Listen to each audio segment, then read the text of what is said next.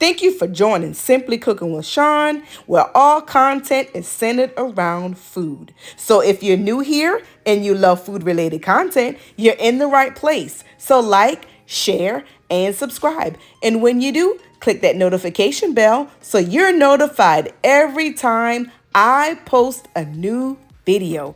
In today's video, I will be preparing buttermilk biscuits. This video is upon request of one of my subscribers, Sugar Baby 685. So Sugar Baby 685, this one's for you.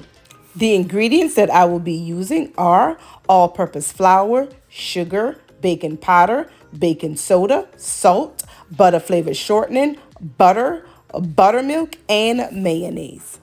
In a large bowl, you want to measure out 4 cups of all-purpose flour, and you'll see me doing that here. And as I'm doing this, my sister at home with tea, some of you may be familiar with her. You've probably actually come over to my channel from her channel, and I greatly appreciate your support over here.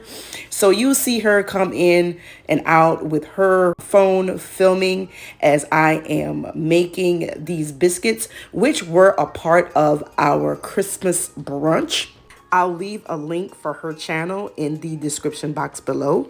I encourage you to check her out and let her know that her sissy, Simply Cooking with Shawn, sent you over. And it was exciting times. We had so much going on that as I was putting this together, that I forgot to add the salt, baking soda, baking powder, and sugar to the flour before I added the butter flavored shortening and butter. So I'll catch that later on in the video. But right now I am adding 1 cup of butter flavored shortening, which is the entire stick, and 1 stick of butter, which equates to a half cup. So as I cut that up into the pan here, one thing I would like to mention is that you want to keep these items in your refrigerator until you are ready to cut them up to put into the flour mixture. So now I have my biscuit cutter and I am going in and incorporating the shortening and the butter into the flour. It was at this moment that I realized that I did not add the baking soda, baking powder, salt, or sugar. So here I am adding in 2 tablespoons of baking powder, 1 teaspoon of baking soda, 1 teaspoon of salt, and 3 tablespoons of sugar. I am so happy that I realized that I omitted these items. Otherwise, these biscuits would not have risen and they would have been a total mess. So as I added in those ingredients, I took my whisk and whisked that in along with the flour, shortening, and butter mixture, and it came out well. So when you're prepping biscuits, if you realize that you omitted a dry ingredient before you incorporate your wet ingredient, I think you will be fine because this turned out well.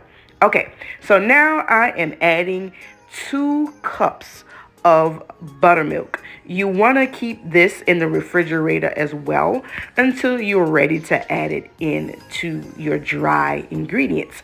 Once you've added your buttermilk, just take your spatula or spoon or whatever utensil you're using to incorporate the buttermilk into the other ingredients. So you want to mix that really well to get the flour mixture wet. After which you want to get your biscuit dough onto your clean counter, or you can use a pastry mat as you see me doing here. I purchased this mat from Temu. It was very inexpensive. I believe it was under $2, and it sticks to your countertop, doesn't move around while you're using it. So whatever you're using, whether it's a pastry mat or your counter, you want to put some flour down, and then you just add your biscuit dough onto the surface. Add a little flour onto the dough and flour your hands as well. And just start working with kneading the dough. You don't want to knead it a lot. However, you do want to form layers. So you see me doing that here. I will be flipping it and turning it and cutting it into half and then into quarters just to form those layers.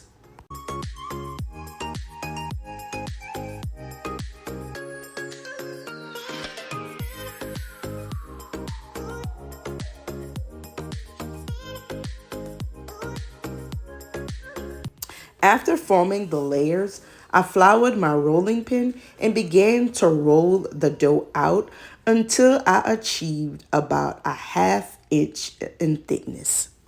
After rolling out your dough into your desired thickness, you want to use a biscuit cutter. And if you don't have a biscuit cutter, you can use a glass as you see me doing here. Whatever you're using to cut your biscuits, just flour it so that it doesn't stick to the dough as you're pressing it in. So I will take this glass and I will press it into the dough all throughout to get as many biscuits as I can. And you see me as well spraying my baking pans. Now this may not be necessary, but I spray it just to make sure that it doesn't stick to the bottom of the pan. After cutting out as many biscuits that I could out of the first rolling out of the dough, I'm going to repeat the process that I did in the kneading and the layers and the rolling out of the dough with the rolling pin to fill the second pan. You'll find that at the end of rolling out your dough, you'll have this little piece left that you won't necessarily be able to cut a biscuit out of. So what I'm doing, instead of discarding that, I'm just rolling it out with my hands, and I'm going to place it on the side of the pan and let it bake along with the biscuits. So you're going to have one biscuit that is of a different shape from the remaining biscuits. The last thing that I'm going to do before placing these biscuits into the oven is to put about 3 tablespoons of mayonnaise into a small bowl and add in about a tablespoon of buttermilk, whisk it together with my fork, and brush the top of the biscuits with the mayonnaise and buttermilk mixture. This part is optional. However, I do it just to assist in browning the top of the biscuits a little darker. After I basted the biscuits, I put them in a 400-degree oven and baked them for about 15 minutes. I also melted some butter, and upon pulling them out, I basted the top of the biscuits with melted butter. This was a easy recipe to prepare. It didn't take that long at all to put it together. I do encourage you to give it a try at home if you and your family are a lover of biscuits. I'll leave a list of ingredients in the description box below as well. That concludes today's video. I do appreciate you taking the time to watch. If you haven't subscribed already, I encourage you to do so and share this video with your friends and family. I'd also appreciate if you'd like this video and comment below. Again, thank you so much for watching. Until next time, be blessed.